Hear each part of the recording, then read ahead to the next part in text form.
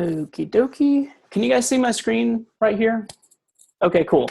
So here's what we're going to build kind of code along during class. We're going to build, you guessed it, oops, start my server, another to-do app.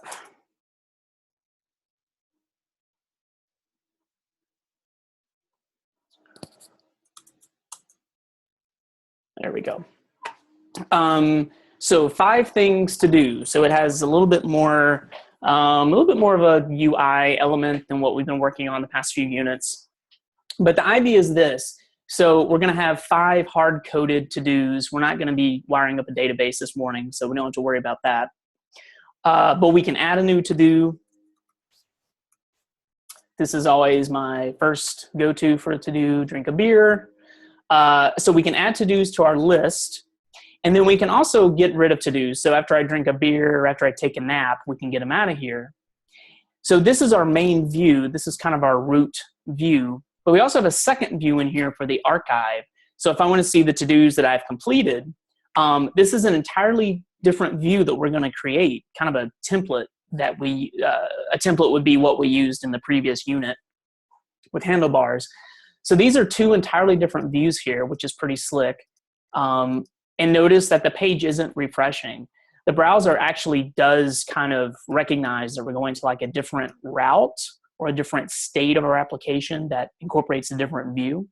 But the browser isn't refreshing, which is great. And the reason that it isn't refreshing, again, is because all of our data, all of our Angular code, everything exists in the browser. So I could, if this was hosted like on Heroku or something, I could turn off my Wi-Fi and it wouldn't affect the functionality of this app at all because all the code already exists in the browser, which is pretty slick.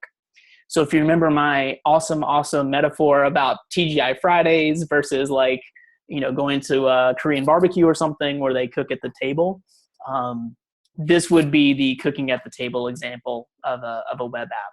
So this is what we're going to build today, kind of code along in class. For your lab time, you're going to be working on an infamous criminals app, or infamous, whatever you want to call it. So this is the same principle. There's 3 different individual views here. There's all criminals, creating a new criminal, and then like an about page. So the about page is just some goofy text you guys will throw in there. But you can also create a new criminal. So, I don't know. I think this is some professor. I think is that Harry Potter? I think that's right. Star Wars. Is it Star Wars? No kidding. I thought it was maybe Star Trek. I'll just put some dummy code in here. I don't want to put any like political figures in here. I want to keep it clean. And then the status, it's just a simple drop down like alive, dead, or unknown. And then you can add that criminal. And then if you go back to your all criminals page, you can see the criminals that you added. So again, like there's 3 different views or states to this application. So you guys will be implementing that for lab time. And you can also like delete your folks and stuff like so. So yeah, that's what we're going to be working on today. So let's get into it. Any questions before we kind of kick it off today? I know that just want to acknowledge that I know that we've moved really quickly this week and that Angular is kind of can be a beast. So just want to kind of encourage you guys, if you do have any questions, please feel free to shout them out or put them into Slack. If it's something that you aren't, super comfortable asking, that's cool. Just send me a private Slack or send Christine a private Slack, and then we'll see if we can address it, during class or during the review time. But just want to kind of reiterate that if you have a question, I guarantee you, half the class also has that question. Because a lot of this stuff, I'm pretty sure we're not completely, firm on mentally. So any kind of questions in review will be good. So let's get into it. I slacked out the lesson plan in Slack. And I'm also going to give you guys some starter code, so we're not going to have to build this thing from scratch or anything. So let's get to it. UI router.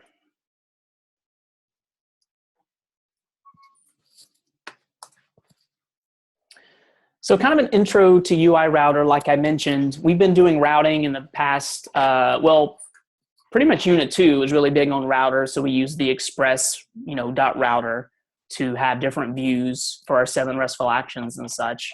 Well, actually it wasn't 7 views because delete, update, and create don't have views, right? But we created index, show, new, and edit. But the point is we created different views in our app. And so that's what we want to do with Angular, obviously. So far this week, we've only dealt with 1 view, but that's not really a great application. So how do we implement different views in Angular, which is a SPA, or a single page application? But just because it's a SPA doesn't mean that we can't have other views and templates and states to our application. And so that's what we're going to look at today. So the main use case for using a front-end framework like Angular obviously is the added speed, because if we load everything up front, if we grab everything from the server, all the ingredients that our browser can bake into a web page, it makes it really fast. So instead of just switching sections on and off, our page will seem wonderfully speedy because we're skipping quite a few steps that a more traditional framework has to run through when we switch pages and such. So in Unit 2, since it was all server-side rendering, every time we wanted to go to a new view or a new page, we had to send a request to the server, get all of that information again, and then send it back to the browser so it could re-render the page. And with Angular, obviously, we don't have to do that.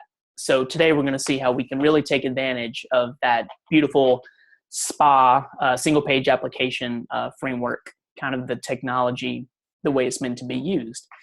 Now, Angular has a router, kind of a built-in router, and it's called ng-route.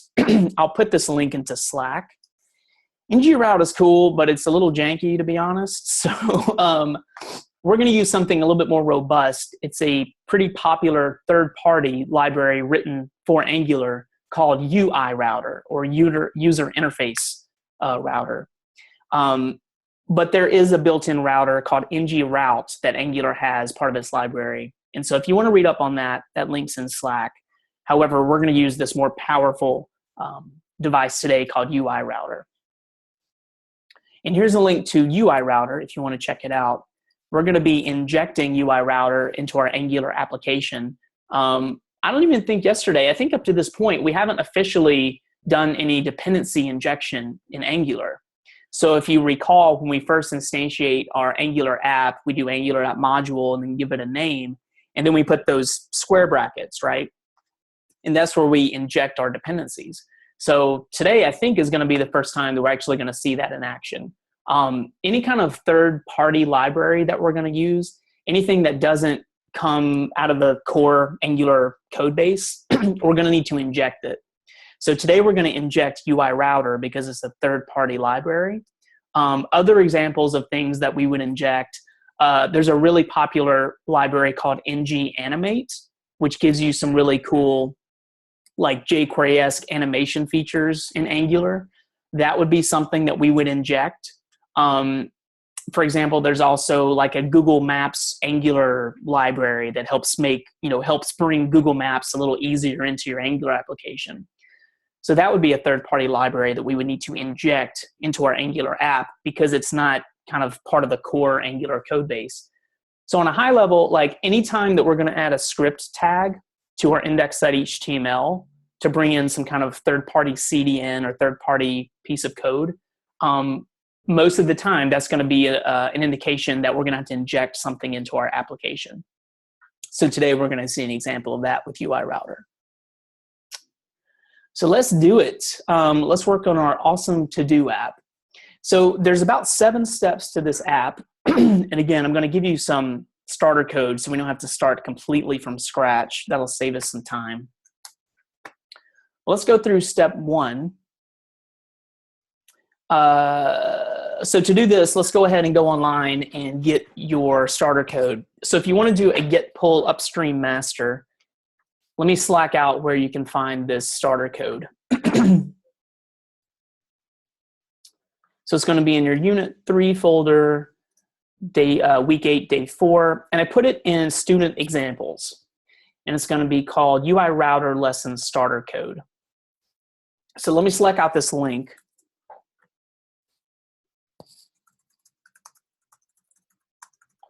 And I'm going to do the same. I want to get this up and running as well. So go ahead and do a git pull upstream master. If you guys did a pull this morning for the morning exercise, you're probably good because I pushed this up last night. But you can do a git pull upstream master to pull it down. I made a copy of this file to my, also by the way, if you go into that student examples folder, I've already pushed up the solution code for what we're going to walk through during the lesson. So if you get lost or if there's a specific piece of code, all of the solution code is there at your disposal. So, I'm happy to Slack out the code and such, but, maybe if you want to have that kind of available, if you want to follow along and if you're missing some code or if the punctuation's off, you can always just kind of do a sanity check against the solution version. Zach is asking solution or starter. So we want to grab, I put in the wrong, sorry about that. My bad, yo. Let me change that link. Yeah, be sure to grab the starter code. I'll update that link. There we go. Yeah, so grab the starter code version. Again, the solution is already in there. If you get a little bit behind or if you need something for reference, I went ahead and pushed that up as well. I made a copy of the starter code on my desktop, so I'm just going to be working off of my desktop version.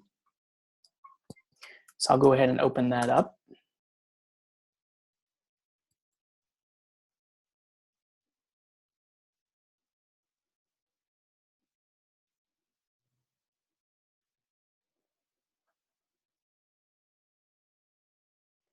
So one thing you'll notice is that you do not have a node modules folder, which is a really good best practice. So what's the first thing that you guys are going to want to do inside the starter code? npm install that shit. Yes, sir.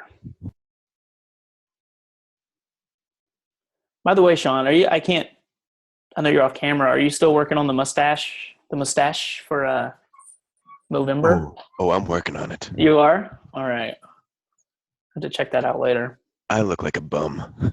You do. I'm working on my mustache for 2017's November. It takes me. Absolutely, me too. I just look like I have dirt on my face right now, I think. So Right. at least that's what my wife tells me. What a gem. Oh, boy. It's carny season. It's always carny season, in my humble opinion. So yeah, so I already have my node modules here locally. I'm gonna do that one more time just to confirm.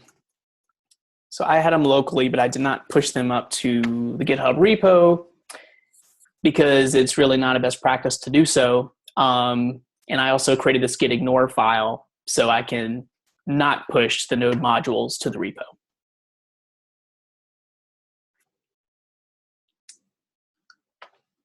Why is it when I do an npm install, it's giving me no such file or directory?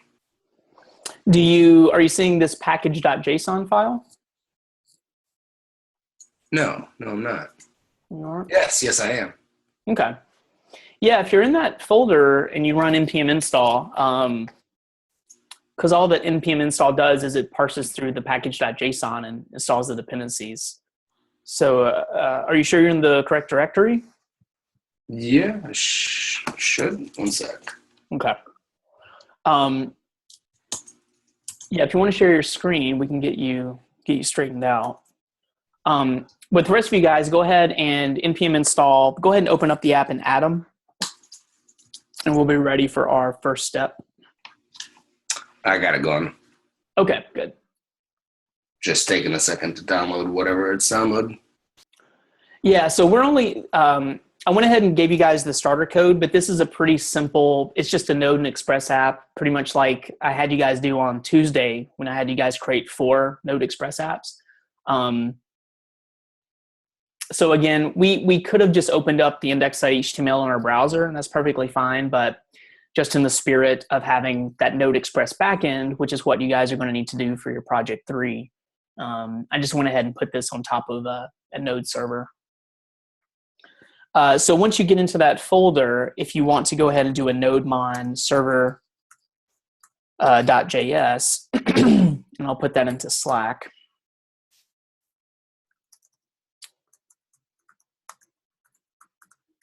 Server.js or app.js? You tell me, sir. I feel like Yours so app. server. We have app. I feel like it's Are app. you looking in the public folder or in the... So to run the server, we just need to be in the parent folder. And you guys should have a server.js. Do you guys not have that? Oh, I see what you're saying. We have Yeah. app.js and JS, but we also have app.js as where our server.js would usually be, right above that package.json. Yeah, ours is a little different. Really? You mind sharing your screen real quick? Yeah, it even shows it in the package.json, that nodemon app.js. Okie dokie. Maybe the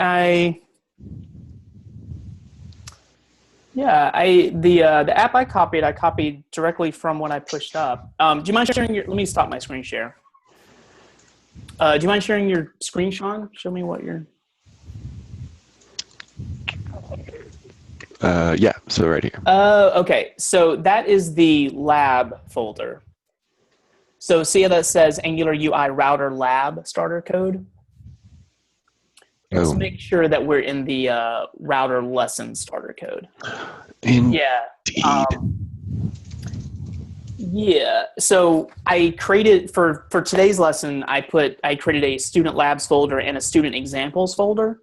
So yeah, I see that Zach put that into Slack.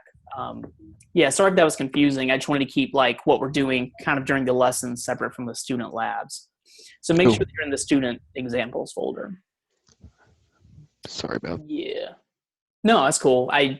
Sorry if I didn't mention that previously, but I think that link is the student examples folder link. Yeah. Yeah, because I have several solutions and starter codes, so I tried to keep the lesson examples separate from the labs for today anyway. We're starting our project inside the examples, not inside the student labs. So the link that I sent you should put you right in there. Yeah, so it's the student examples folder. Inside student examples, you want to make sure that you're inside the Angular router lesson starter code folder.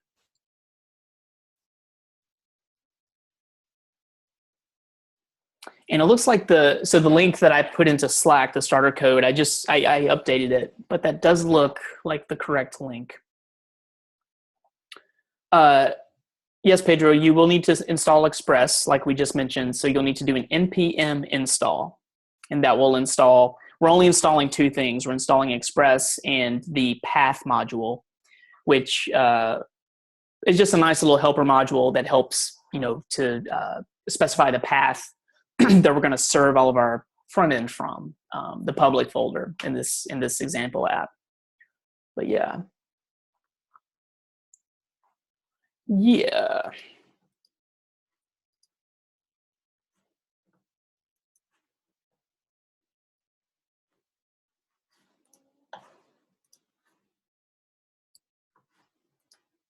So I'll just do a quick, just visually, if you guys wouldn't mind, give me a nice cheesy thumbs up if you have it up in Atom, if you're running your nodemon and you can kind of see the sample. Okay, that looks pretty good. Cool. So we are on step 1. So I'm going to move forward and just ping Christine or just ping me in Slack or come on mic if you get into a jam. And again, I went ahead and put the solution code for this lesson inside that student examples directory. So if you want to use that for reference or something. But the only place we're going to be playing around is pretty much in the public folder. That is actually the only place we're going to be playing around because we're only dealing with the Angular, with the front end code inside of our public folder today. So let me do my screen share again. And we'll get rolling.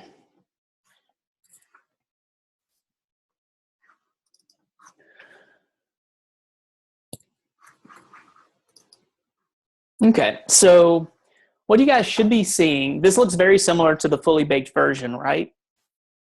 Except currently we don't have like the two tabs. We only see kind of this root view where we can see, we can add stuff.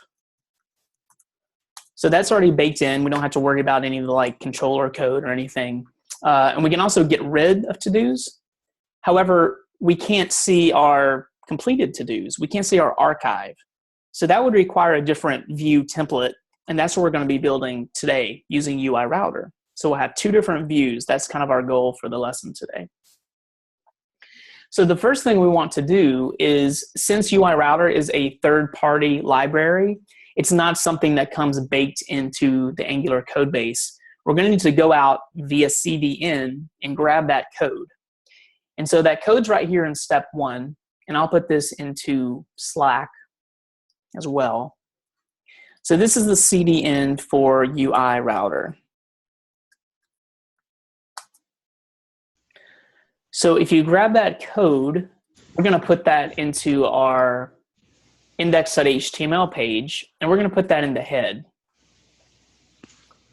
And we want to make sure that we put that underneath our Angular CDN. So I've already given you guys that CDN link. So we'll just put it below that. So obviously, we need Angular to be the first thing that's loaded into our page. Otherwise, these other, our controllers, our app.js, and our Angular router, our app just won't know what to do with it unless we have Angular loaded first. So Angular is really the crucial component here. So go ahead and paste that in. I hear some heavy breathing. Okay. I'm not complaining. I dig the breathing in my ear, but does it matter that there's a newer version on the website? Not really for what we're doing today. Let's see what the newer version is, though. I thought this was pretty recent. I know that this version works with what we're doing today, so it shouldn't be an issue. But let's check out the GitHub for UI Router. So we're using 0.2.15. And yeah, so it looks like they already have a version of UI Router for Angular 2 and a version for React. So this is a pretty popular, powerful library that folks use a lot. So this is a pretty well-maintained library. 3.1, let's see.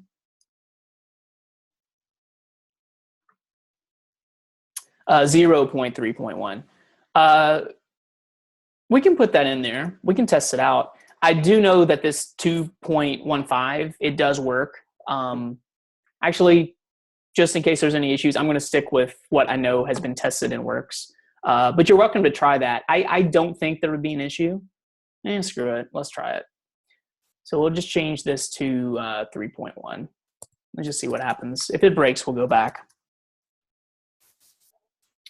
A lot of times, just because, particularly with software, just because there's a new version of something doesn't necessarily mean that we should use it.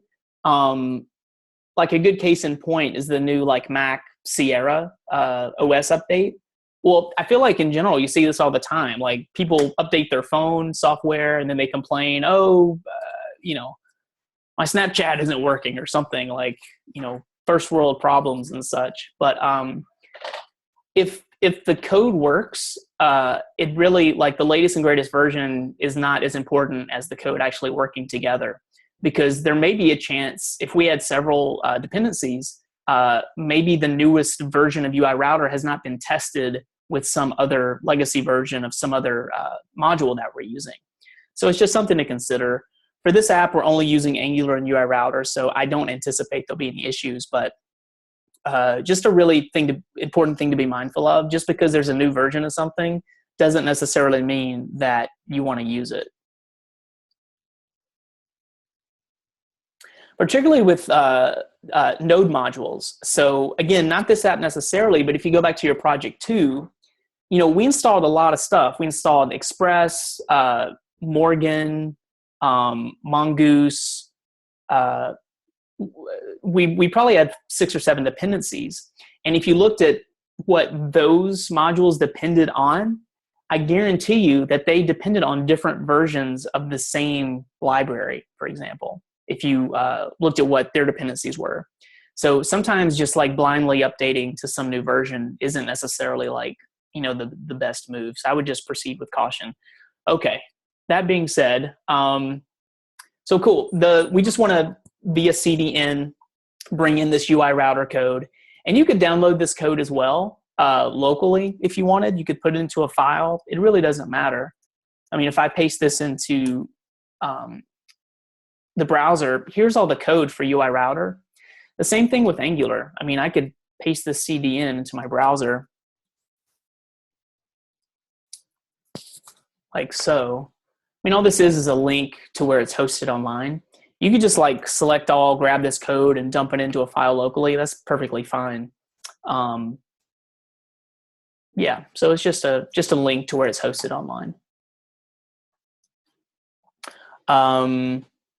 If we npm install the UI router, do we still need the CDN and the index file? So Aaron, I think we talked about this offline. I'm just going to speak for myself and my experience. I use npm for server-side stuff only. I would not npm install Angular because Angular is all front end. I personally like to keep my server-side npm modules completely separate from the front end. Not only do I want to keep it separate, but npm installing Angular is just overkill. It's just, way unnecessary in my opinion. So I would suggest sticking with CDN in the index file, or you could download Angular itself. But I would not use npm to install it. If you use npm to install, and I know that we talked about this offline with like Bootstrap and stuff, there's several other steps that you need to go through to get. When you npm install, you're installing that stuff server side, and you have to go through several different steps to get that code to the browser. It's really unnecessary in my opinion. There's certain libraries like Browserify that you could use to like package up that server side stuff and send it to the front end. There's also things like Webpack, which is really popular with like React and such. But speaking for myself, people do things different ways. I do not install anything server side that I'm going to use client side. There's another dependency manager called Bower. I'll select this out just for funsies, going down a bit of a rabbit hole here. Bower is a package manager that deals with client-side dependencies. So things like jQuery or Bootstrap, anything client-side, I use Bower for. Now, I could use npm, but one of the benefits of using Bower is that I can use Bower with Rails. I can use it with other stacks. Whereas npm, if you start using npm to install like client-side stuff, just keep in mind that npm only works with a Node backend. So you can kind of like paint yourself into a corner. If I had to use a package manager for front-end stuff, I would suggest using something like Bower because it's kind of language and platform agnostic. This will work with a lot of different languages and stacks. Again, that's my 2 cents. I know that Brenzel and Colin have used npm to install Bootstrap and such, but I personally, that's not the approach I take. Doesn't mean that it's right or wrong. It's just in my experience, I just don't like doing it that way. It's kind of like, if you're in England, you're going to drive on like the opposite side of the street that you do here. It's just like kind of when in Rome and such, even though you're in England, I guess. Great analogies this morning, folks. Really killing it today. Okay, let us move forward. So yeah, so step 1 is pretty much we just want to add the CDN for UI router. Again, it's not a part of the core Angular library, so that's why we want to install it separately. The next thing we're going to do for step 2 is we're actually going to do some dependency injection. So we've talked a lot about dependency injection, and today we're actually going to do it and see what it looks like. So again, any type of third-party library, anything that we need to download or pull in via a CDN, we're going to need to inject it into our Angular app because it's not part of the Angular code base. So for step 2, let's go inside our JavaScript folder to our app.js. So remember that everything inside the public folder, this is kind of everything that we're dealing with today. So the public folder is everything client side, everything that the browser deals with. And so this is where we're going to be living today. So if we go into app.js, right here in our little square brackets, this is where we inject our dependencies. So I'm going to do a UI router injection. So this was 2 steps. Step 1 was we need to make sure that we bring in that library. In this example, we're just going to bring it in via a CDN link. And then step 2, we need to make sure that we tell Angular that we want to use this dependency. So we're going to inject it right here in our app.js where we declare, instantiate our new Angular module. And then something else, just for funsies, I know that yesterday, I think in Colin's coverage, for example, you guys didn't instantiate your Angular.module in a separate file. You did it in the to-dos controller, I believe, or whatever controller you guys yesterday. I think you just had like one large file. And that's totally fine. Again, it's just like another way to use it. As you start, as your application starts growing and you start getting more files and more complexity, I find that it's the best practice to instantiate your Angular.module in a separate file. Particularly today, because we're going to put all of our routing information inside of this file. And this afternoon, if we have time, we're going to talk about services and factories. And services and factories, that's something else that you may want to add to this file here in app.js. You can also put it in separate files, but again, just kind of my personal approach, I like having things separate. I like having a separation of concerns. But you could totally put all this code into one file if you wanted, and it would work just fine. Cool, so that's step 2. Go ahead and give me a thumbs up in Slack once you get that step 2 working. Actually, we shouldn't see anything yet, just once you inject that dependency. Just go ahead and give me a thumbs up, and we'll move forward. Yes, it's like when in Rome, except in England, I guess. That is precisely it. What's the Yogi Berra saying? Here comes another one, guys. Is that what Yogi Berra says, or no? No, I was just waiting for another Markism. No, you guys. So you guys, I'm sure you guys know it. Like Yogi Berra had a bunch of like Yogi Berra-isms. I'm totally spacing on it. There was one really goofy one that he pretty much. Yeah, if there's a fork in the road, take it. Yeah, for sure. This game is 90% mental. Yeah. Yeah.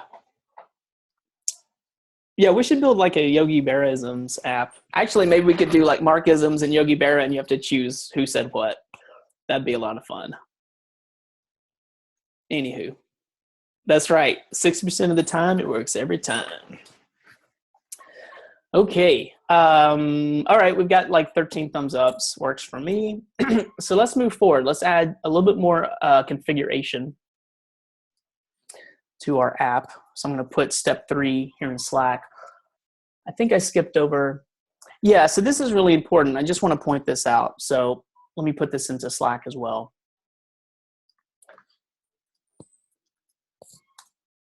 So just to touch on philosophically what is routing, a route in general is just the path that you take to get somewhere.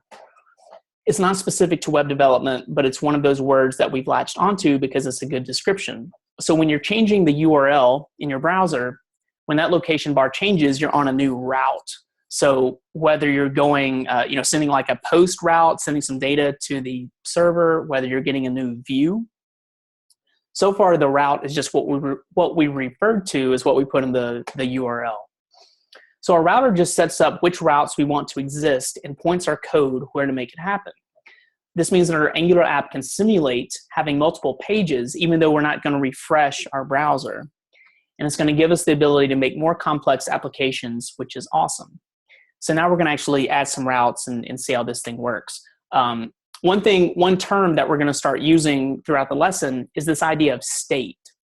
What state is our application in?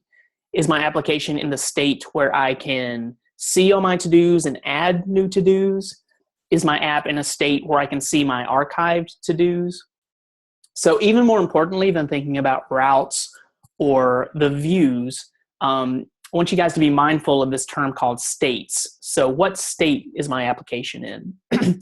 Again, since single page applications, the idea is that we don't want to refresh every time. It's somewhat helpful to use this term called states, which is what we're going to be talking about during the lesson. Okay, step 3. So now let's add some more configurations so we can start building some routes or some states for our app. So I put that screenshot into Slack. So what we're going to do is we're going to be doing all of our heavy lifting here in our app.js file. Get a little bit more real estate here. So the first thing we're going to want to do is we're going to want to chain a config, which we haven't used this yet, a config method. And let's pass in a main router. So this main router is a variable that we're going to create, and that's going to have all the logic for our routes.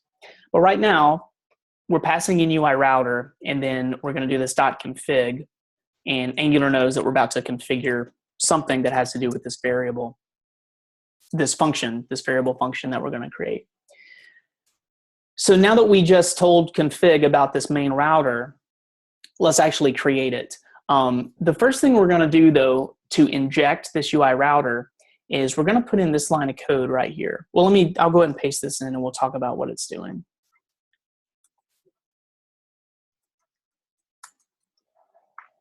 And I would encourage you guys to type this out and we'll talk about it. Main powder. Wow, that's good stuff. Main router, and then we're going to do this $inject. And then we're going to pass in an array. The first thing that we're going to pass in is something called state provider, and I'll explain all of this while we're doing it. And the next thing that we're going to pass in is URL provider, router provider. And those need to be strings. If I can close it off correctly. Cool. So let me pause right there and let's talk about what we're doing here. So the first thing we're doing is we're calling this $inject. So anytime we're doing a dependency injection, this is kind of a newer feature of Angular.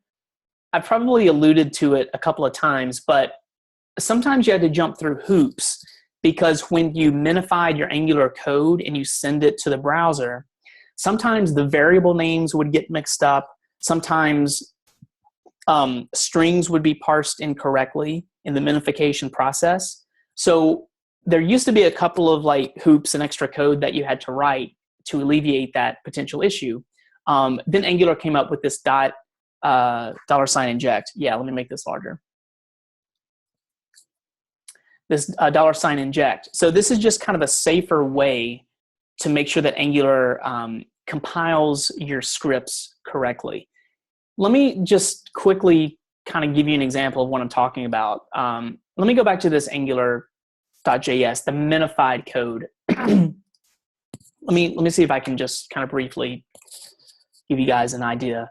So this is the Angular source code, right? This is the minified version.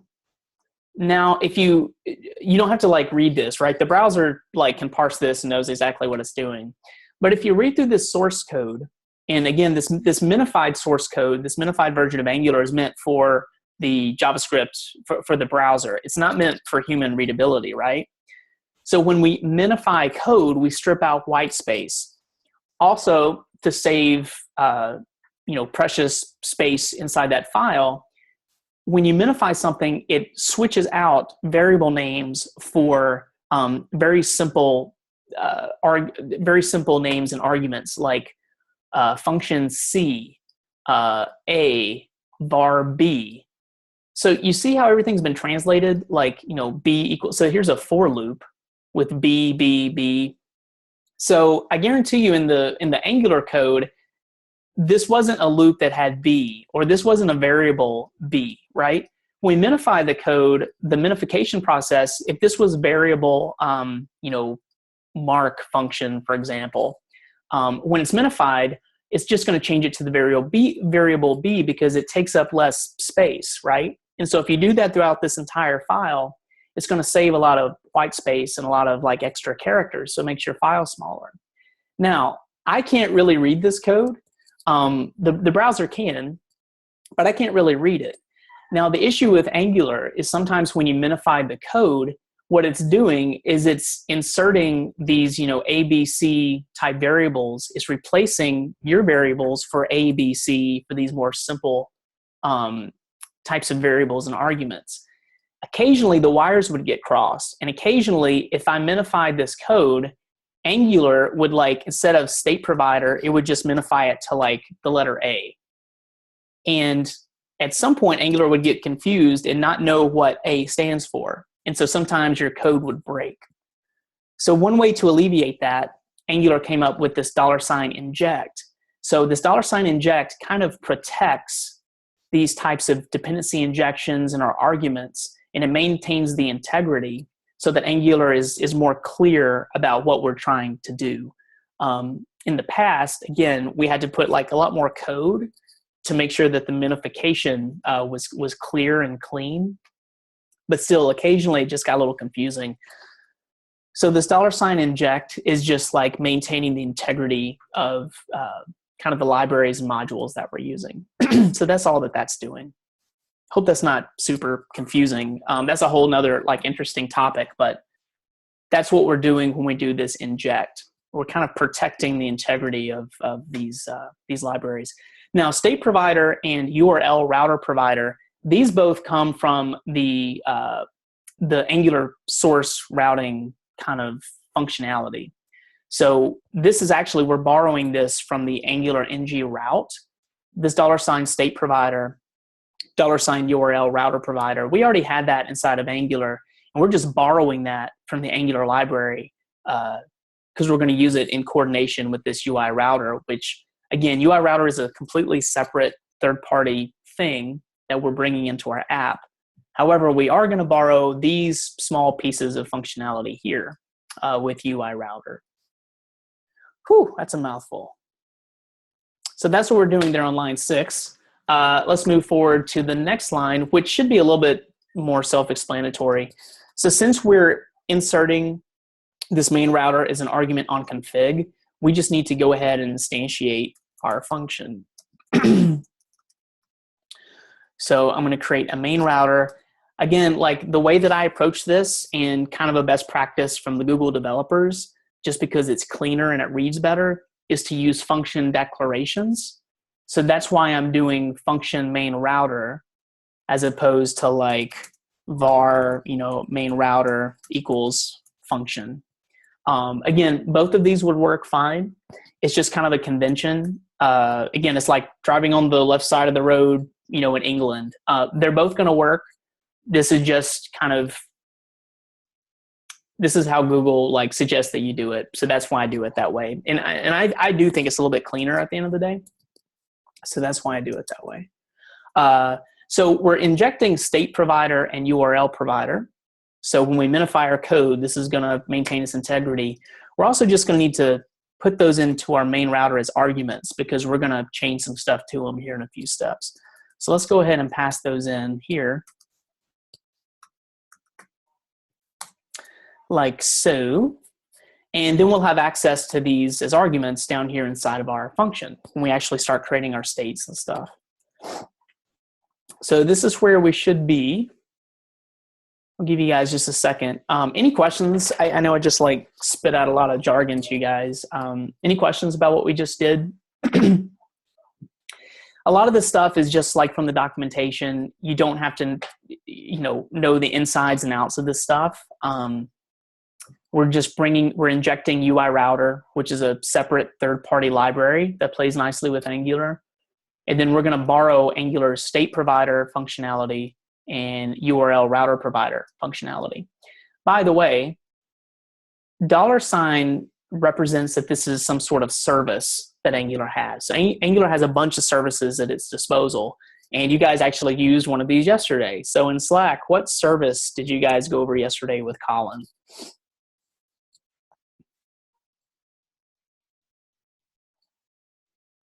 Yeah, okay, $index and then $HTTP. Yeah, so anytime you see a $ in Angular, it's probably referring to a service. That's kind of the syntax. And all a service is, if we have time, we're going to look at creating some of our own services this afternoon. It's just a way to modularize your code. So there's an HTTP service that has all of that cool like AJAX-y functionality inside it. So if we want to take advantage of that, we just need to pull in $HTTP. And it's the same thing that we're doing here with state provider and URL router provider. These are both services that Angular makes available to us. So if we want to use them, which we do, we're just going to inject them here, and then we're going to pass them in as an argument into our router. So it's kind of the same principle as $HTTP. They're the same, kind of in the same, they're essentially the same thing. They're all services. And anytime you see a $, you can be rest assured that it's a service. Just like in your in your index.html, anytime you see an ng something, it's a directive. So it's kind of like a hard and fast rule right there. So yeah. Okay, cool. So let's move forward to step 4. If I'm moving too quickly or something, just ping me. But let's start adding some routes. So I think we have all of our like configurations set up, good to go. So let's add some routes. When using Angular, we're not really changing locations, right? Because this is a single page application. We're not really going anywhere in the sense that we're like pinging the server again and like reloading a different page. So instead of routes, let's call them states. So we're going to be dealing with states in this lesson. So it's essentially the same idea as routes, but we're trying to be more descriptive. So again, since we're not like redirecting, since we're not loading an entirely different, request response from the server, we're going to refer to these as states because it's just the state of our app is changing. We're not really like changing the URL or anything necessarily. So let's add a very basic kind of root state to our app. So here inside of our router, we're going to pull in state provider. Let me put this into Slack just for reference, and then I would encourage you guys to do this, type it out longhand just to get the practice. And this is just a pattern. So for any new state that we're going to create, it's pretty much going to adhere to this structure. So this is a really good thing to get familiar with. So the first thing we're going to need to do is take advantage of our state provider, which we passed in. And then we're going to chain a state method. So we can go ahead and open that up and then give it a little bit of space inside it. So each state, again, kind of route, state. Anytime we're talking about a state, we're generally talking about like a different view template or something. So the idea of this app is that we're going to have 2 views. One view where we can see all of our to-dos, and then one view or state where we can see the archived to-dos, the one that we've marked off the list. So inside of state, the first thing that we want to do is give it a name so that we can use this in other portions of our application. So this state, this is pretty arbitrary. It's just a string. I'm going to call this first state the home state because it's just going to be like our basic kind of / root state or home state, whatever you want to call it. Home is just kind of like generally what you'd want to call this opening state. So we name the state, and then we're going to pass in an object with a couple of properties. The first thing we want to do is tell it what URL the state belongs to. So since this is kind of like the basic state view, we want this view to load whenever we're at localhost 4000 /. So essentially, kind of this basic root view or what have you, route, is going to have this state associated with it. So when we're at localhost 4000, this is broke right now. We'll clean that up. I want to see all of my to-dos. This is my home state. So that's the URL. The next property that this takes is the template. And that's a property template URL. So we're going to create this here shortly. We're going to create a home.html. So the convention is, whatever you name the state, it's easier if you just kind of name the template, the name of that state. So it's kind of apples to apples. Makes it easier to keep things separated. Let me clean this up a bit. Go ahead and put a semicolon. So one really important thing, as we add more states, we're going to need to get rid of this semicolon here because we're going to start chaining new states below it. So just something to want you guys to be mindful of. We're going to make sure to remove that a little bit later. So yeah, that's kind of instantiating our home state for our application. Let's see if there's some good description here. So the weird state provider, the $ state provider, is a service, and it comes from our library, from our Angular library, and allows us to add a state to our application. We define a name for the state. So the name of the state is going to be home. And it's important because we can refer to it later in different parts of our application. Then we also define a relative URL for each state and tell the browser how to simulate navigating different pages. So by relative URL, again, it just means like whatever comes after localhost 4000 or whatever comes after, Heroku app / it's just the relative route of our application. Relative URL, if you will. And then finally, we add the template URL, which is sort of a partial HTML file. So we dealt with, partials and views in Unit 2. So it's that same principle here. We'll create separate views or templates for each of these given states. And we're going to fill the partial with just the code that we'd need to change the page here. And remember that this is just a part of a larger HTML page with parts that we can hide and show and such. And we'll see that in action here in a bit. The other thing I want to mention before we move forward is this otherwise. So let's say that someone types in a state or a URL rather, types it in incorrectly. So let's say that I go to Schmitty. Well, I don't have a Schmitty route right now. And so normally I would see some sort of error message like this. So we use this a lot in Unit 2 for error-driven development. But this isn't a very good user experience. Not to mention, the whole idea of Angular and single page apps is that we're not literally, or we're not necessarily leaving the kind of the main environment. We're not trying to send requests back to the server. So what do we do if someone types in an incorrect URL here? That's pretty nasty. One way to alleviate this is using an otherwise route.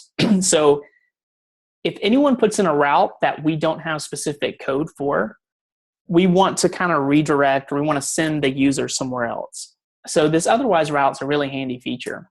So let's add one of those down here. So this is still going to be inside the main router function.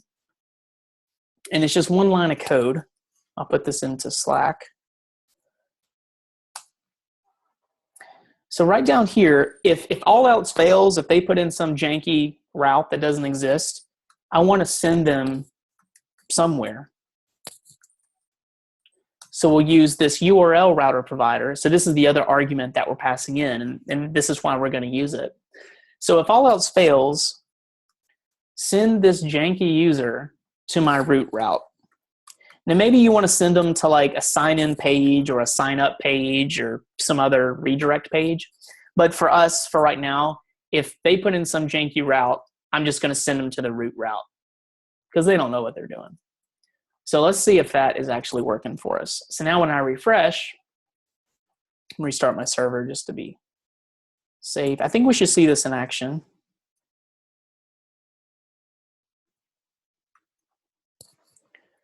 Restart. So let me go to make sure my root route is working. So we have that. And so let's say that I go to whatever. So you can see that the page doesn't even refresh, right? Because we're dealing with the front-end application. But even if I try to go to that, it's just going to send me back to my root route, which is the only route we have available right now. I'm saying the root route. We can also refer to it as the home state. So it's kind of the same thing. It's the / URL. So cool. So that is step 4 of 7. Let's put a pin in it. Let's take a 10-minute break. So we're about halfway through. I think we're in good shape. Let's take a 10-minute break. If you guys have any questions, let's go ahead and knock those out. And if anyone's stuck or needs some help with the code, I can get you guys up to speed. Let's take a 10-minute break. We'll come back at 12:35 and finish this up. So I'll see you guys then. I'll stop my screen share as well.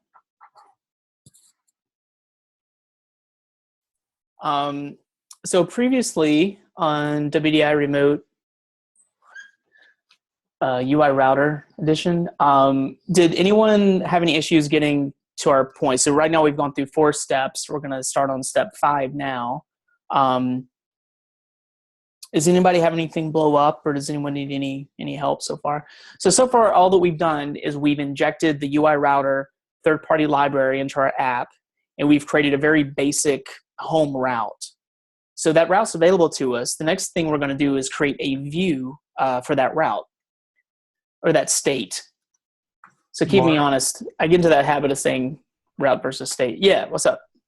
At this point, should we have, I mean, I'm still seeing curly brackets in my page render. I'm guessing we're not supposed to be seeing that. Yeah, you should be. Mine is rendering. It should still look the same as when we first started because we haven't. We're going to add a view next, but yeah, we should. The curly bracket should be working. Are you getting any errors? Yeah, never mind. I had a semicolon between my dot module and my dot config. Okay.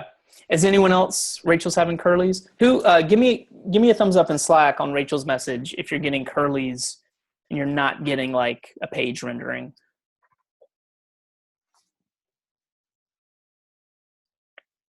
Okay. Looks like several folks. Cool. Rachel, do you want to share your screen? We'll take a quick peek. And maybe this will be a similar issue with other folks. Yeah, maybe I just have something small off, but. Well, that's usually what happens. So it's all good. Let's see. So let's check again, the cool thing about Angular is that now we can go into our browser console and see if there's any errors. So that would be the first place I would start. Okay. 4. Yep. So does anyone see what the issue is here? It's not actually line 4. It's actually before line 4. It looks similar to Jason's, right? Yeah, it's probably the same. Is the semicolon after line 3? Yep. Yeah. So I gave you guys a heads up because when we go, for example, on Rachel's line 15, see how she put a semicolon to close out the state? So when we add, I mentioned this earlier, when we start chaining these states together, just be very aware that you remove that semicolon, because if you want to chain stuff together, if you put the semicolon, it's not going to be able to, kind of chain it. So cool. Okay. So now we've got UI is not defined at JS line 3. Okay. Does anyone see what her error is on line 3? You need quotes around UI router. Cool.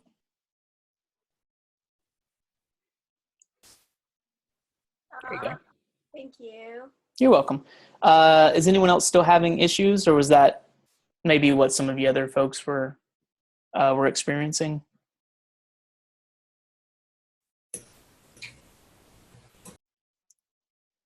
Yeah, so Christine makes a really good point. Don't forget that the semicolon is a signal to like stop or kind of like put a pause in the code, in the statement that you're writing. So, and to Rachel's point, I'm sure you guys are pretty savvy by now, but I mean, a lot of the issues that we come across, it's not always like logic. It's usually something really small, syntax or something.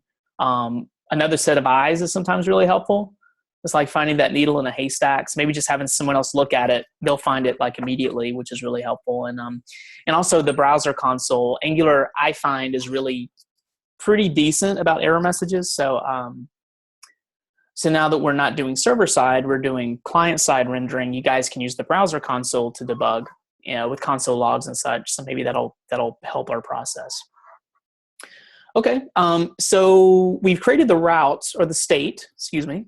Let's create a view for that home state. So this view, it's really not going to be any different.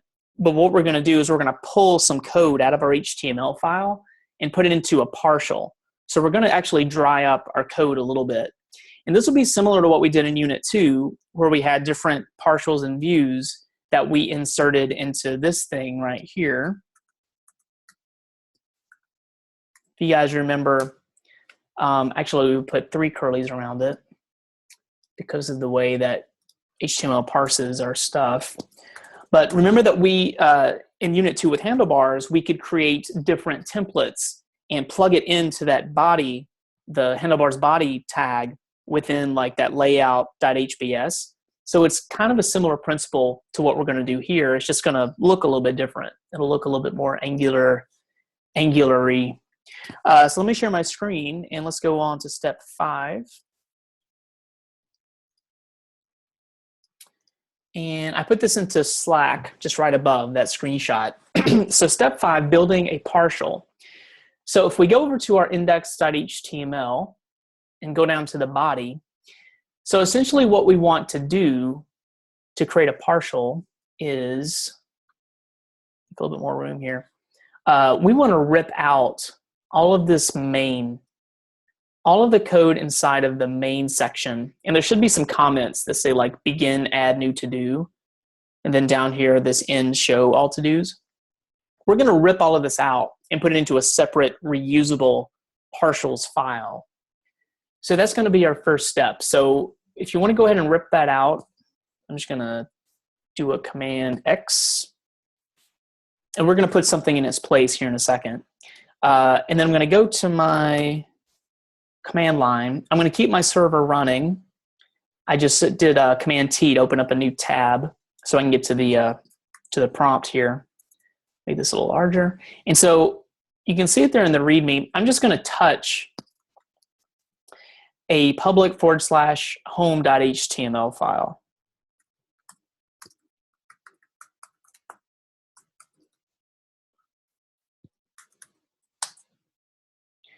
Cool. So for this lesson and such, we're not creating a new views folder or anything. We're just going to dump all of our HTML files just inside of our public folder. So let's create that home.html and go ahead and paste in all of that code that we ripped out. So just to be clear, when we defined our state in our app.js, we told this main router function that whenever we visit the / route, kind of this home route, we want to load this home.html template. So we just created the template and we dumped all of that code. We just got it out of index and we're dumping it in here.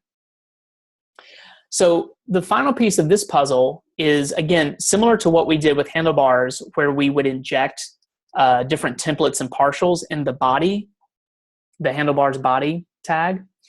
We're going to do something similar here on our main tag. And we're going to use kind of a UI router directive, if you will, called UI view. So UI view is part of UI router. And so it tells UI router, this is where I want to insert a given template for a given URL, for a given state URL. It's going to get inserted right here. So we want to keep these main tags just to kind of keep it separate. But the only thing we need to do is add this UI-view to our main HTML tags. And again, this is very, very similar to handlebars when we did something like this. We just like put body into our HTML. This just tells our UI router where to put that template. So if we refresh our page, we actually shouldn't see anything different. Our page should look the same and act the same. It's just that kind of as a first step, we just created a template for that HTML and got it out of our index. So if we refresh, no news is good news. So we should still be able to see the same stuff. It's just that now we're using this template versus just having all that ugly stuff in our HTML, in our index.html. And this is a really good pattern because it cleans up a lot of code. So our index already looks a little bit cleaner, which is really nice. And so now whatever templates that we create going forward for our different states, we're going to insert them right here. That's where they're all going to be inserted. So give me a thumbs up if you have your home.html working. So again, you shouldn't see anything different. Like the page should still render and the behavior should be the same. It's just now that we're drawing up that code into a template. So this is how we're going to create different views for Angular. So your sign up page, your login, your log out page, your show, index, new, things like that. Now we're going to be creating the states right here in your UI router in app.js to create the different views for these different states of your application.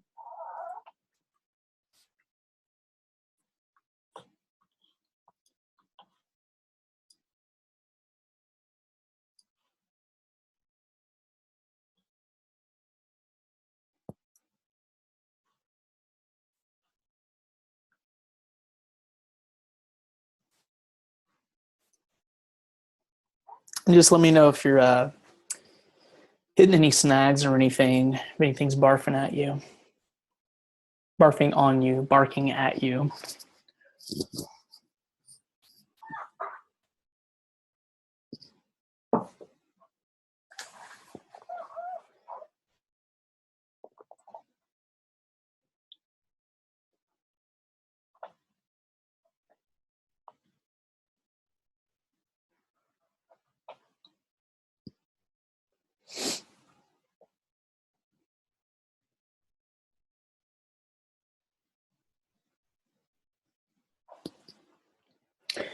All right, I got 10 thumbs ups.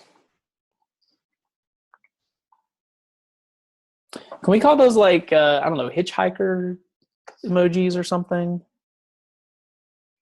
I think that's more fun.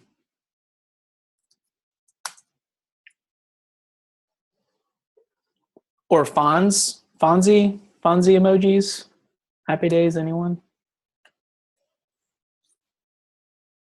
What did you say? That's going back.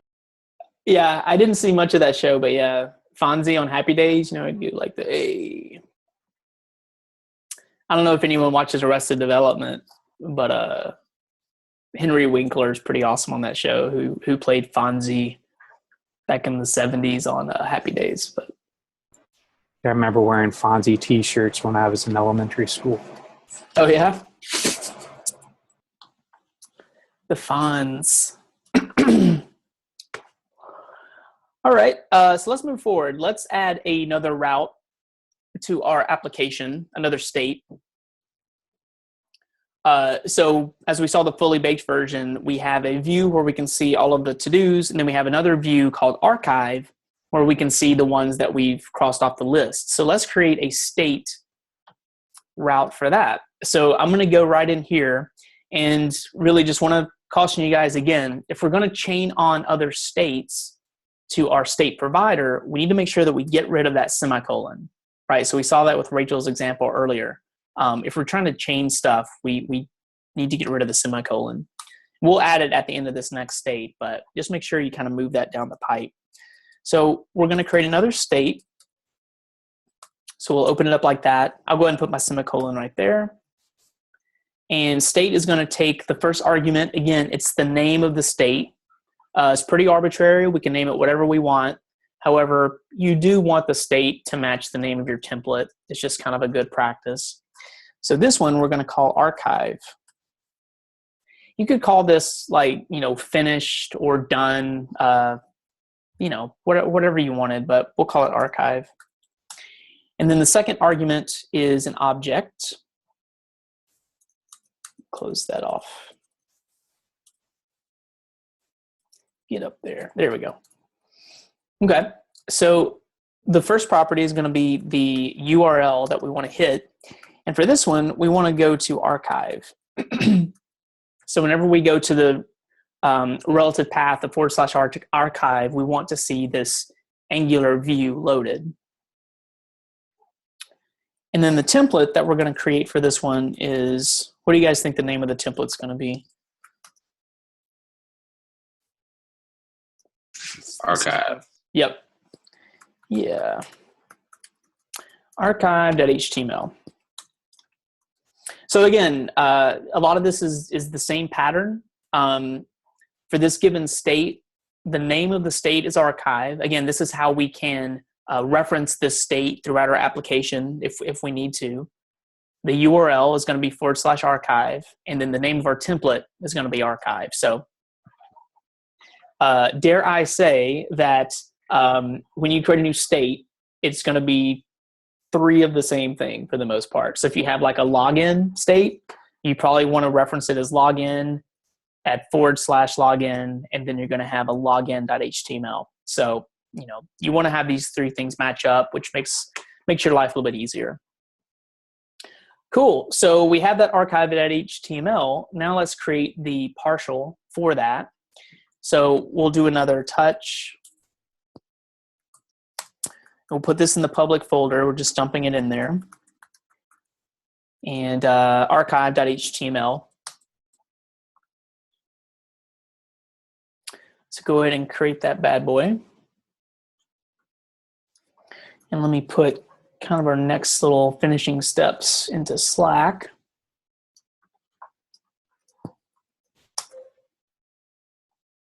So we're still in step 6. This will kind of like put the bow on step 6. So go ahead and touch that public /archive.html file. Now, the cool thing about partials is that it's a great way, if we're going to reuse code, it's a great way to like minimize the amount of code that we actually have to write if we're going to reuse it. So if you take a look at the screenshot, so our new partial will be almost exactly the same as our home.html. The only difference is that our home.html is going to show us all of the existing to-dos. The archive is going to show us all the to-dos that we've marked off the list. Other than that, the HTML is going to be pretty much the same. And we didn't do this at the top, but if you look in the to-dos controller file inside of JavaScript, all of the controller logic's already in here for you. We should have walked through this at the top, my apologies. But we have a to-do list with our hard-coded to-dos. And then we already have the functions for adding a to-do, deleting a completed to-do. So our completed to-dos, it's actually just filtering the to-dos and just grabbing the ones that have the done property set to true.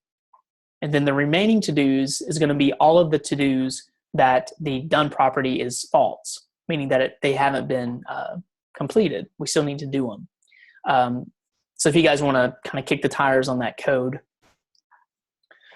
So what we want to do is go into your home.html and let's just copy all of that garbage. And we'll put it into our archive.html like so. Because again, like the layout and visually is pretty much going to be the same kind of structure. The only thing that we want to change is in your archive.html, the to-dos that we want to see visually are not the remaining to-dos, but the completed to-dos. So on this ling repeat, just go ahead and update that. So we want to hit the to-do in the to-dos controller. We want to hit the completed to-dos function. And so if we go back to the controller, our completed to-dos, again, it's just going to grab all of the to-dos that are done, where done equals true. And the remaining to-dos is just going to filter and grab all the to-dos where done equals false. So that's the only thing we're going to change, really. And those two partials are pretty much the same thing. It's just the difference in the actual to-dos that we want to see. Cool. So if we put that code in and we refresh, we still have one more step. We're going to add like the kind of the nav bar so we can toggle each view. But if you refresh the browser, what you should be able to do is we should be able to go to archive manually. So we haven't put in like a nav bar to make it easier. But just to test it out, if you go to / we're going to take care of this little pound sign here in a few steps. We'll walk over what that thing is if anyone's curious. But if you go to / archive, you should see that archive partial render. And so now we're getting the completed to-dos. The reason that we're getting like a little bit of CSS is different. We're getting kind of the strike through CSS. That's because all of those rules already exist in our style.css file. So you can walk through that if you want to see exactly. So that's giving us a little bit of a different look to our completed to-dos, just a little bit of a style preference there. But yeah, so that is step 6. So we just created an archive state for our completed to-dos. We created an archive.html partial to render those completed to-dos. And then to test it out, if you go into the URL and go to /archive, you should see the completed to-dos here. But we're going to add a nav bar to make it a little slicker. So go ahead and give me a thumbs up in Slack. I see 3 Fonzies. So if we can get those numbers up, and we'll move forward. So we're doing pretty good on time. We'll hit this lab after lunch for lab time this afternoon, but doing pretty good. Hey, Mark, I got Yeah. a little confused. Okay. So the home HTML and the archive HTML, are we supposed to copy in that place or paste in what we copied out of the index HTML? And Well, index.html we already did in the last step, right? So we copied all of that stuff in index and we put that into our home.html partial. put that in home, okay. So copy all of the home.html garbage and paste that into archive.html. And then the only thing that we changed is like on line 11, let me move this home down here. So this is our home partial. This is our archive partial. So these two should be essentially the same. The only thing we changed is for this ng repeat. For the home partial, we want to see the remaining to-dos. We want to see the to-dos that haven't been completed. For the archive, we want to see in our ng repeat, we want to see the to-dos that have been completed. The to-dos that have done set to true. So that's the only thing you need to change. Is just completed. Change it from remaining to completed inside your archive.html file. Gotcha. Thank you. Okay. Yep. And again, to confirm that that's working, you can manually come up here to the URL and go /archive to make sure that view is rendering appropriately. Or you can go to the kind of to our root URL. Kind of our home state is what we called it right there. And again, just to recap, so if I'm, Mr. Schmitty and I come in here and just like put in some garbage, by default, it's just going to send me back to my home state. You'll probably see that better if I go to archive, for example. So if I'm on archive, actually, let me go back and actually delete some so we can see it. Let me do that. And then if I go to archive, so I'm on my archive and then someone's cat comes in here and just like screws it up. By default, it's just going to go back to the home state if none of the URLs match. And that's what this URL router provider otherwise does for us. And this is kind of up to you. I mean, we're only going to have like 2 states in this app, but again, maybe you want this to go to like the login page, login view, or log out or sign up or something. That's up to you.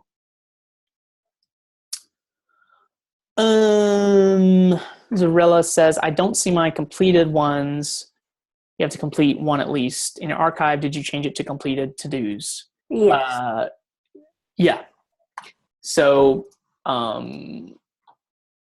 again, home.html and archive HTML are 99.9% the same HTML code.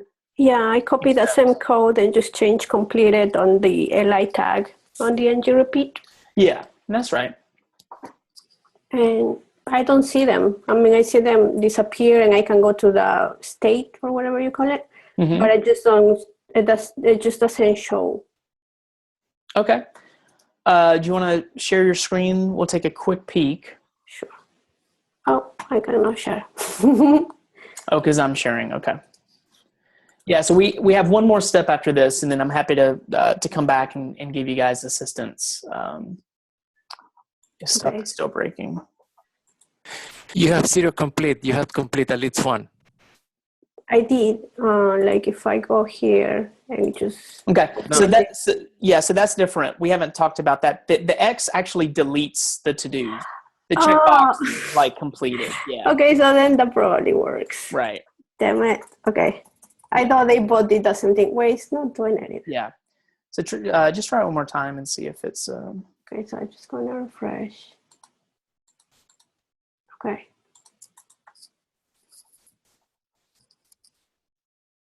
Okay, so let's check your browser console. Okay, so no errors. Yeah, I think this is just a syntax thing somewhere. So let's go to Atom. Home, you have remaining to-dos. If completed to-dos. Okay, that looks okay. So let's go to your app.js. And we have home /archive, template archive. Looks okay. Put a semicolon on line 18 at the end of line 18. I don't, that shouldn't be breaking your stuff, but yeah, then you'll need to go back to the home state and delete some. So remember, every time you refresh, it just reloads those seeded, hard-coded. Oh, yay. Wow. Okay. Because of that. Okay. Yeah, I thought semicolons didn't make a difference. Yeah, I kind of don't think that's the reason. Maybe when you refresh it or something, but in any event, let me know if that happens again. Okay. Thank you. All right, cool. Is everyone else in good shape? Okay, cool. So let's finish this thing up. So step 7, let's check out the UI router Angular-esque way to add links for our various states. Let me share my screen again. Okay, cool. So let's add a nav bar to our app. So now we can kind of like toggle between the two different partial views that we have. So again, we can do it manually so we know that it's working. Let's just look at a better like user experience-y way to do it. So UI router gives us a custom directive. It's part of the UI router library. So inside of our index.html, underneath header, let's add a nav bar with a few navs, with a few links, with a few A's rather. So I'll paste this into Slack, and I'm gonna copy this out longhand. And I would encourage you guys to do the same just to help to solidify the syntax. But let's go into our index.html, and we'll put this right below the header. So this is just how we had it set up in like the finished version. So below the header, but above this main UI view. So remember, this is where we're inserting the templates. So I'm just gonna put this nav bar right at the top so we can toggle between them. So we'll open this up with a nav. And on the opening nav tag, I already have a class built for tabs. It's in the CSS file. So we'll put that class in there just to make it look a little pretty like. And then let's create 2 A tags for our 2 views. And remember, the beauty of this, even though we're creating links, we're not refreshing the page, right? All this is gonna just kind of be on the front end within our Angular management world. And so instead of href, what we want to do is let's change these to the UI router directive of UI sref. So this is the UI router kind of reference tag. So this is the directive that we want to use to take advantage of UI router's states and loading the partials for a specific state. And so right here, this is why in app.js, this is why we named these states something specific, because this is where we're going to reference those states. We're referencing whatever we call the state. So for this first link, when I click on this, I want to go to the home state, right? It's not /home. It's not a URL. It's not a route. I'm referencing whatever I called the state, the first thing that we passed in right here. So this is going to go to home, and you can call this whatever you want. just call this like my to-do list or whatever. And then the second link, we're still going to use the UI router custom directive of UI sref. And this one is going to be archive. And again, this isn't /archive. This isn't a route. This isn't a URL. We're literally calling whatever we named the state. That's where this is coming from. So you could call this, completed to-dos, completed to-dos. And if you named it completed to-dos, then here you would be referencing completed to-dos. So since we're not refreshing the page, we're not redirecting anywhere, we're not putting in a URL, we're putting in the name of the state. And this is one of the beauties of using UI router, because it makes this kind of stuff a lot easier to set up.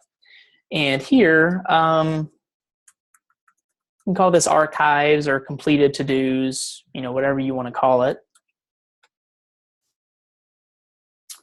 So yeah.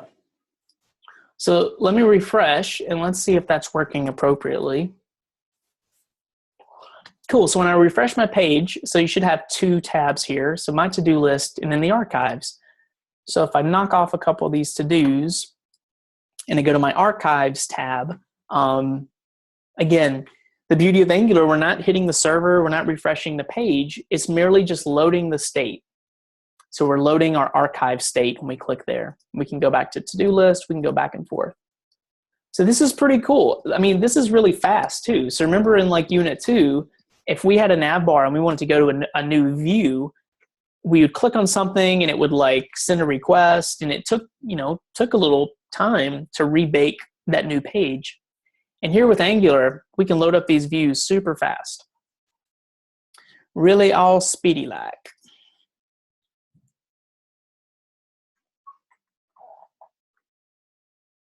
So this is some really good kind of base starter code. Again, if this was like a login page or a sign up page, about me page, whatever, it would be very similar to how we set up these states with UI router. Kind of the same principle.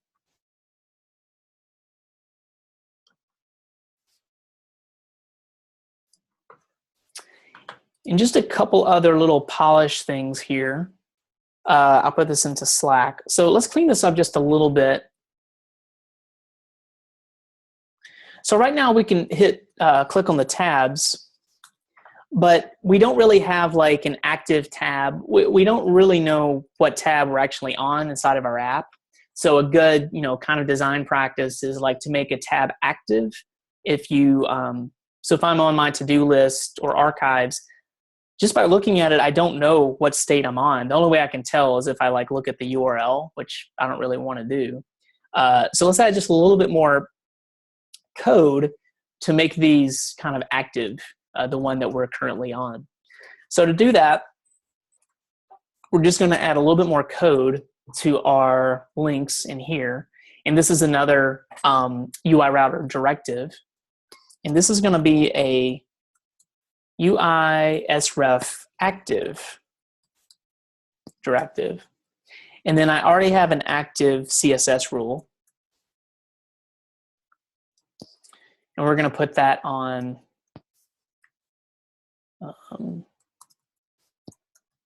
each link.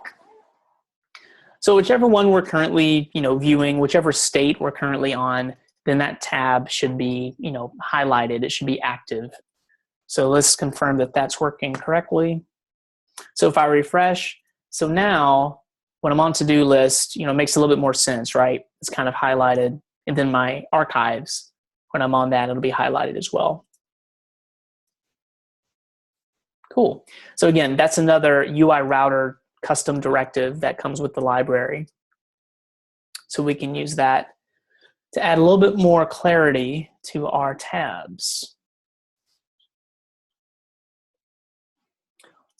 Cool, so I'll pause just a second. So go ahead and give me a thumbs up in Slack when you get that functionality working with kind of the tabs, the active states there. And then we have just one more thing to tidy up, and we'll be good to go. How does it know which one is the one that is active? Because we click on that tab. Because here's where we designate the tabs, right? And UI Router is just smart enough to know. If I'm clicking on the link of my to-do list, I know what state it belongs to, and then I know that it's active. So that's just some magic that UI Router gives us. So it knows that if we're currently inside of that state, that it's going to activate this, this CSS rule that's in the style.css file. That is defined embedded in the UI sref active directive. Yeah. Okay. Yeah, that's a custom UI Router directive that we have access to.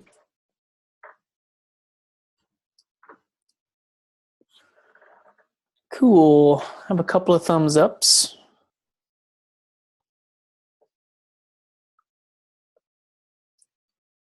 Mine's acting a little bit funky. My CSS looks a little bit different than yours as well, too. Okay.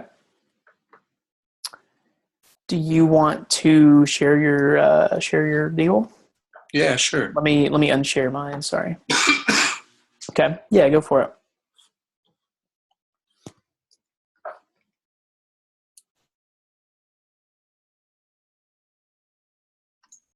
See how like my little buttons show up in the middle? They're not pulling to the left like yours is. Okay. And then they also don't do that. So I don't know if I missed. Because you put it in the header, not in outside of the header. It needs to be outside of the header? Yeah, so on line 21, that was just like, for example, of telling you where to put it. So I think get rid of line 21. And then, yeah, to JJ's point, you have it inside the header. So you want to move it below your closing header tag. I've got, so it needs to be down there. Yeah. I got mistaken. I thought it had to be inside the header.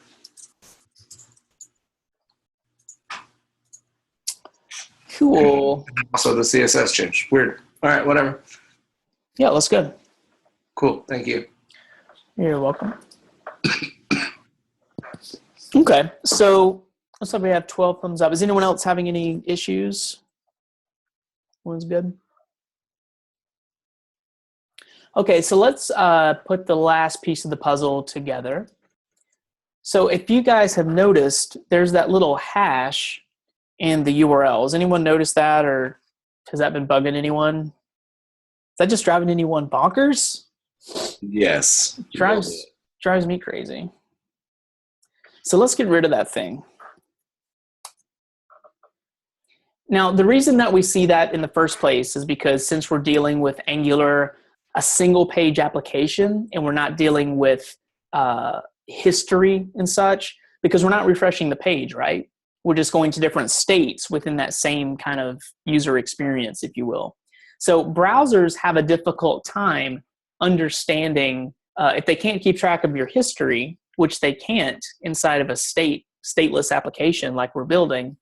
It has a difficult time doing that. So that's why it gives you that hash bang in the URL. I think that's something that new iterations of the browsers, as updates are released, I think that's something that they're mindful of and that they're trying to alleviate because obviously there's more single page state type of applications out there in increasing frequency and popularity. So I think it's something that they're working on. In the meantime, there is a way to get rid of that hash bang in your URL because obviously we don't really want that. So to do that, we're going to pull in another service from Angular that's built in called Location Provider. There are a couple of ways to get rid of that hash bang. This is the path of least resistance. So that's why we're doing it this way. We're going to do everything inside of our router function. Otherwise, we would have to like put some code there and then put some code in our index.html. But I tried to just give us some one-stop shopping here. So let me share my screen and we will knock this out.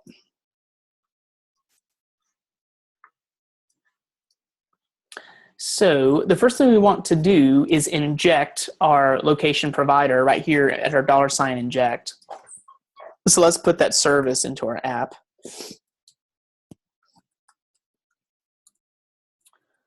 So we'll go location provider right there. And so when we $inject it, like here on line 6, remember that this is kind of for minification purposes, kind of like a preemptive Angular fix so that our code maintains its integrity when we minify it or we ship it off to production or whatever. So right here, it needs to be a string when we $inject it. But down here inside our router, we just pass it in as an argument. So we can do like so, location provider. Cool, so then we can play around with it inside of our main router function. So I'll put this down below the UR router provider, just down here kind of at the bottom. I'll paste this code into Slack, but we're gonna do it longhand.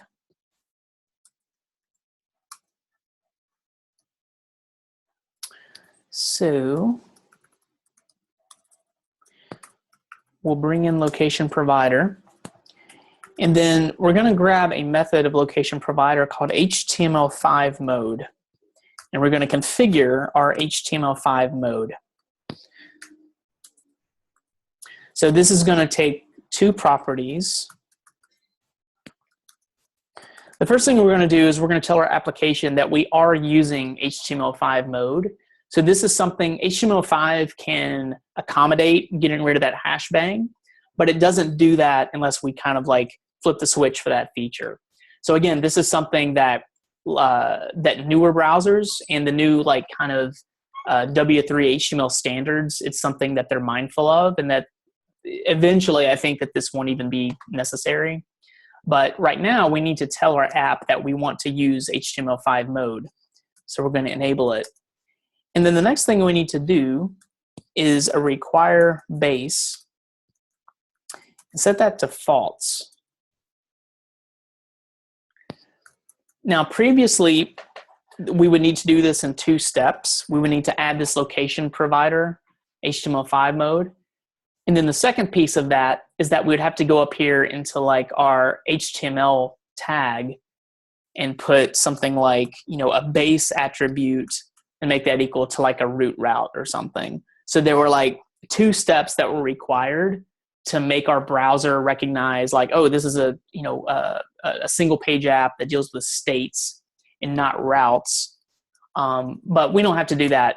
We don't even have to touch our HTML. This little bit of code will take care of both of those. I think it's a little cleaner just to put it in one place. If you want to read some more about it, you can go to the Angular docs, and it kind of walks through kind of why that hash bang is and such. But now, if we refresh our app, let me restart my server just to make sure.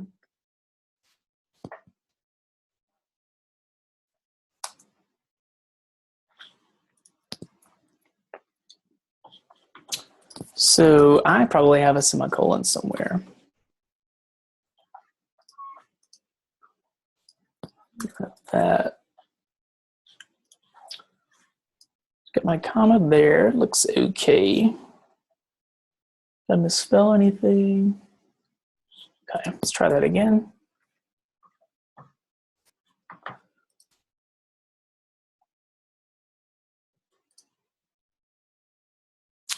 Yeah, I didn't misspell. Mode isn't capitalized. Oh, thank you.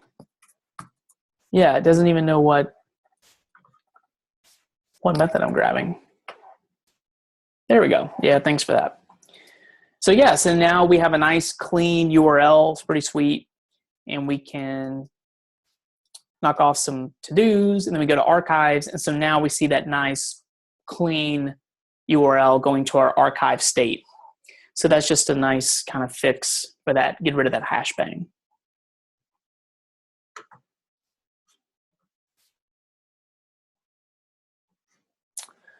Cool. I'm going to stop my screen share.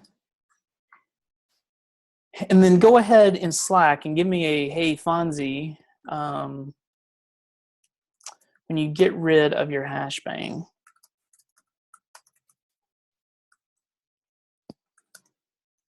Go ahead and give me a thumbs up in Slack if you were able to get that successfully removed.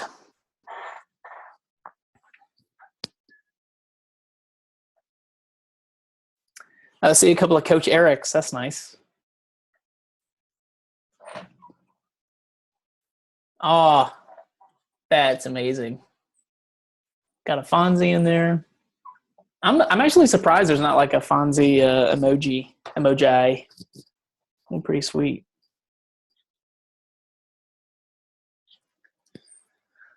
Mine got all fudged up. It did? Yeah. Okay. We'll take a look at that in just a second. So we have about 8 minutes till lunchtime. So I just want to recap kind of what we did this morning and then give you guys, if you want to practice this on your own, I would suggest like creating, well, I'll put it into Slack.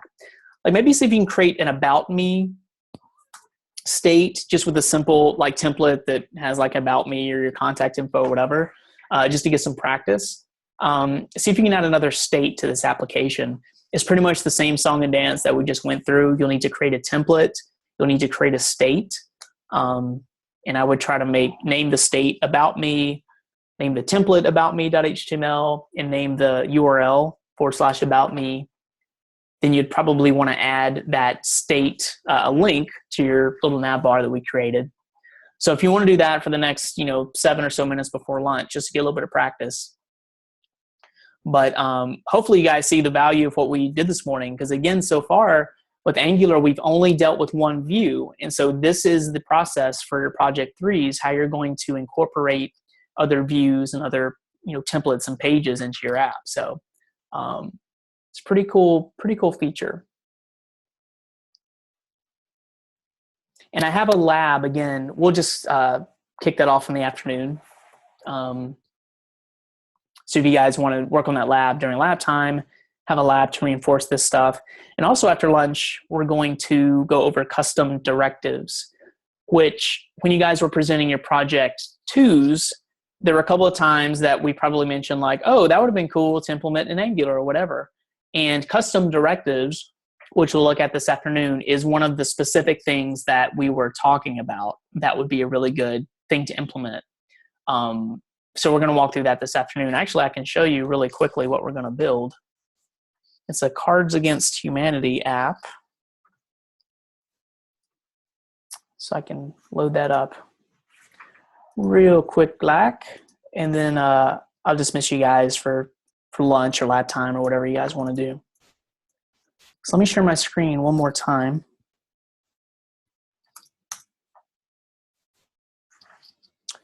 And I'll give you guys a taste of what we're going to be doing this afternoon. And while I'm doing this, if you guys have any questions, please just throw them out there.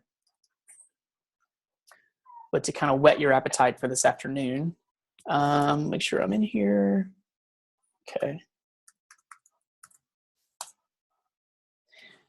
So this afternoon, we're going to be working on this.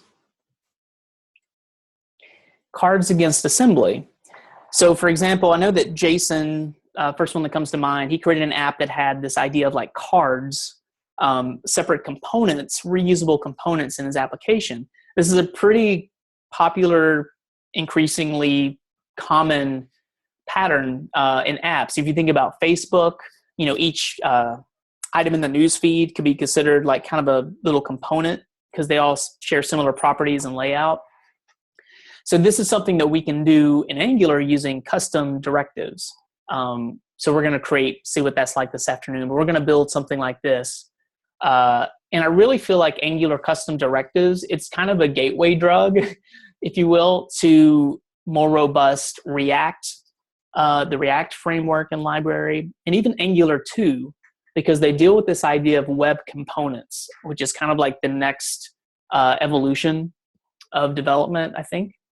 And I think this is kind of like an intermediary step because this is pretty cool, like advanced stuff, and it leads right into what these new technologies are doing, like React. So custom directives, it's not necessarily something that's like required for your application, but I certainly think that you guys should be exposed to it and see the value in it. And you may want to use something like this in your project 3. So we're going to walk through that this afternoon. And then for lab time, if you guys want to do a UI router lab, I have that for you.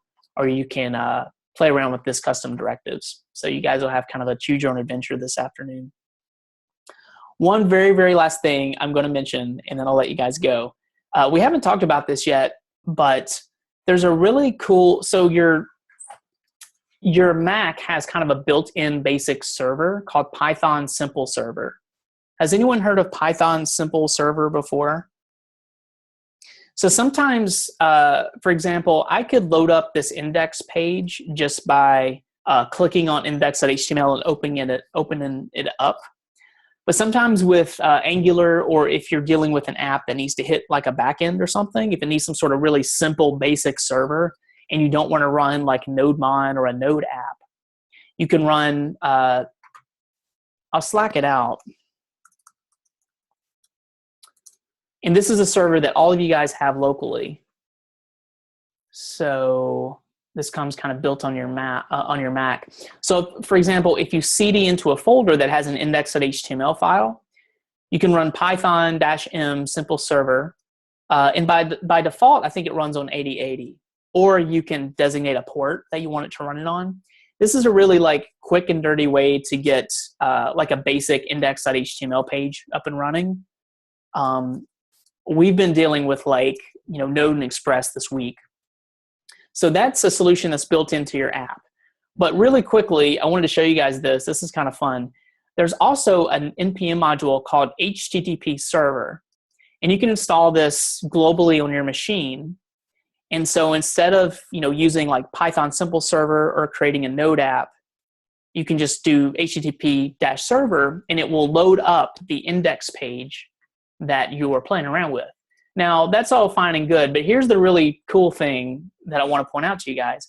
This HTTP simple server, it gives you 2 servers. It gives you your local server, this 127, and it also gives you another 192. This is a public IP address. So as long as you're on your same Wi-Fi, you can look at this on another device or even on your phone. So I'll Slack out how to install this. It's just npm install http-server-g for global. But I'll pull this up on my phone and you can see that it's really kind of a cool thing. So if you want to kind of quick and dirty see your site on your phone without deploying it or whatever, let me turn on my Wi-Fi and I'll show you.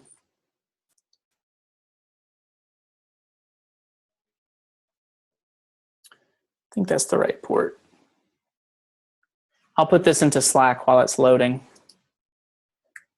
So you can do an npm install HTTP server, and then you probably want to do like a -g, so it's global, so that you can load it up in any directory, any file.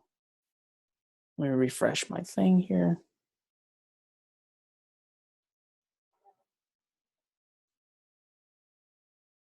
It's getting there, I promise. Anyway, you can try it out though. If you want to like cd into a folder, one of the apps we built this week, just cd into the public folder and run that command. Yeah, so here, I don't know if you can see it, but I can see my cards against assembly. So that's what we're going to build this afternoon, and I can scroll up and like I can see all the cards.